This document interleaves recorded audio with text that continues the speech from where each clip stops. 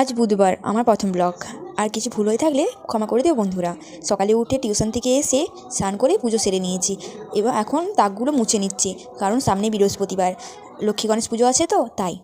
সিংহাসন ধোয়া হয়ে গেছে, এখন ঠাকুরের রং করতে বসেছি। অতটা ভালো করে রং পারছি না, বাট যাও করে রং করে দিচ্ছি।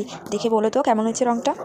রং করতে করতে একটা কথা বলে দিই, আমরা ক্রিয়েটাররা অনেক কাজের পরে এইসব কাজ করে থাকি, ভিডিও বানিয়ে থাকি, কিন্তু কিছু কিছু মানুষ বলে এতে সারাদিনে কাজ থাকে না, এরা সারাদিন ভিডিও বানাতে থাকে। কিন্তু আমরা ঘরের সব কাজ করার পরে ভিডিও বানাতে বসি, এই আশায় যে আমরা কিছু নিজের হাতে বানাতে পারবো এবং ইনকাম করতে পারবো, এবং আমাদের বসে থাকার টাইমটাও একটা কাজের মধ্য দিয়ে কেটে যাবে।